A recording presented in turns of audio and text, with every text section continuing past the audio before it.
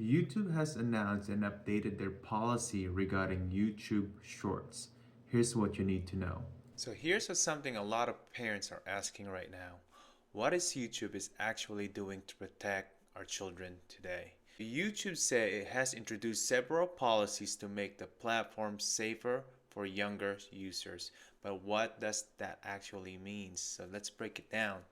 First, YouTube encourages younger children to use YouTube Kids instead of the YouTube main app. Think of it like this: YouTube is saturated and it's a big platform, millions of videos and content creators. And not everything is designed for children. Meanwhile, we have YouTube Kids that is supposed to be more like a smaller neighborhood park where the content is curated, and also a feature includes parent control where parents can see what their child's watching. Second, this has come back to the supervised accounts where they allow parents to guide what their child's watching and manage certain features. So instead of the children's wandering in the internet alone, which is very dangerous, parents can provide the safeguard the children needs. Most important, YouTube also adding some well-being tools that it reminds the user about endless doom scrolling, which I don't seen it yet. Even with these changes, YouTube Store can still appear in the main YouTube apps, so that's something to keep in mind. Where YouTube Shorts are designed to keep people watching, where fast videos can lead you to endless scrolling, and next thing you know, you're watching YouTube Shorts for 20 minutes. Which is why many experts say the most important protection regarding digital use is parent involvement. And here's why I want to add my perspective, because as a pediatric occupational therapist, I look at how digital media affects the brain and developing brain in regarding to attention, sleep, and their sensory system that is still developing. Did you know that children today are spending an unprecedented amount of time with screens? In one survey, over 2,600 children in the United States aged 8 to 12 spend 6 hours per day, and then teenagers spend about 8 to 9 hours per day. And that's very alarming numbers, because the shift in how children spend their time has happened faster than any change in the human history. And constant digital stimulation can affect important thinking skill, including attention, memory, perception, and reaction time. Platforms like YouTube short form videos are designed for rapid stimulation.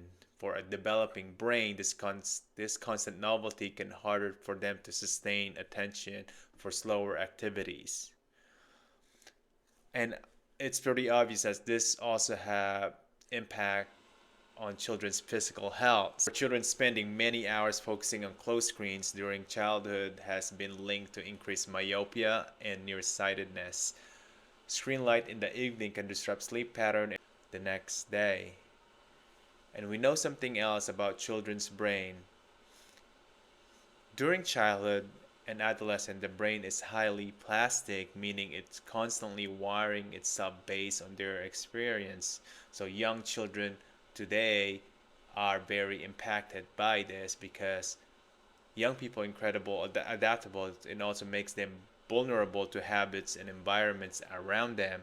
So platform like YouTube may add safety tools, but the most important protection is parent involvement.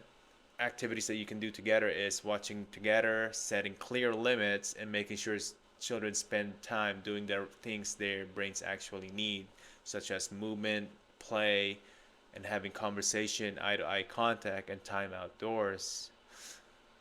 Building healthy digital habits instead of digital dependence will be the key, because when it comes to digital media and young brains, the earlier and the more a child is exposed during the neurodevelopmental risky years, the greater the risk of becoming hooked on the device. Children's brains are still wiring themselves, the habits they form early, so it really helped them regulate at the end. So the goal isn't controlling skill, but it's really protecting the child's brain while they are still learning how to play and explore the world and connect with other people around them, because in child's development less exposure often leads to healthier outcomes later on and relates to digital media. At the end of the day, as an adult, social media companies are designed and encourage consumption in a massive scale, so having a clear set of limits and avoid it as possible if you have a young child